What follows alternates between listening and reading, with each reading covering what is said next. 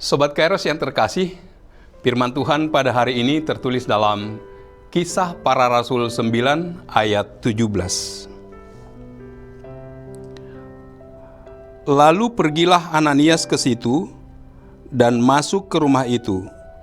Ia menumpangkan tangannya ke atas Saulus, katanya, "Saulus, saudaraku, Tuhan Yesus yang telah menampakkan diri kepadamu di jalan yang engkau lalui, telah menyuruh aku kepadamu, supaya engkau dapat melihat lagi dan penuh dengan Roh Kudus." Demikianlah firman Tuhan.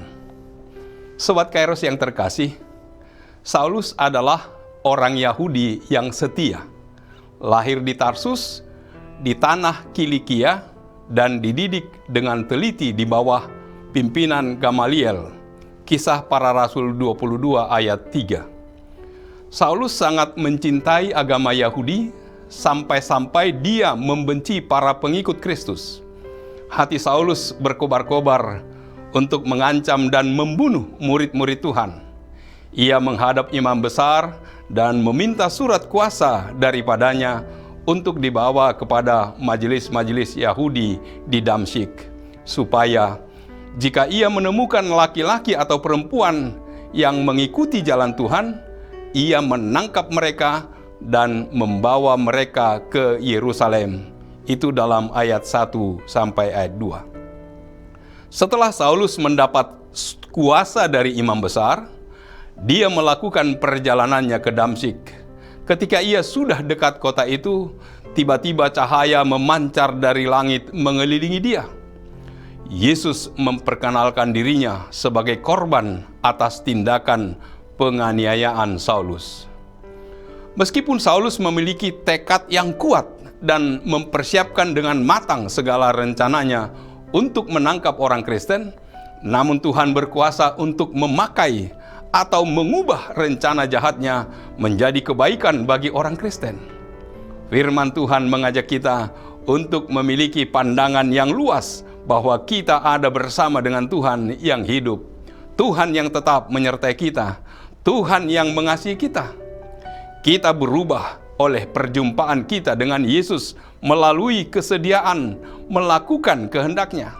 Firman Tuhan hari ini menceritakan bahwa Ananias pergi ke rumah Yudas ke jalan yang bernama Jalan Lurus dan menumpangkan tangan ke atas Saulus. Ananias berkata bahwa Tuhan Yesus yang menampakkan diri kepada Saulus dalam perjalanannya telah mengutus Ananias supaya Saulus dapat melihat kembali dan dipenuhi dengan Roh Kudus. Di sini digambarkan peran Ananias sebagai pemberi kuasa Roh Kudus kepada Saulus setelah pertobatannya, sehingga Saulus siap untuk menjadi pelayan dan saksi Kristus. Di sini ditekankan pentingnya ketaatan kepada panggilan Tuhan.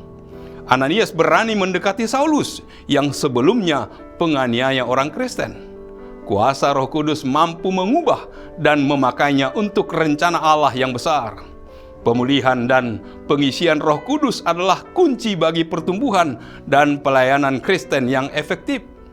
Kita diingatkan bahwa setiap orang, tidak peduli masa lalu atau kesalahannya, dapat dipakai Allah bila dibuka hatinya untuk Roh Kudus, dan Roh Kudus memberikan kekuatan, visi, dan kemampuan baru dalam hidup percaya.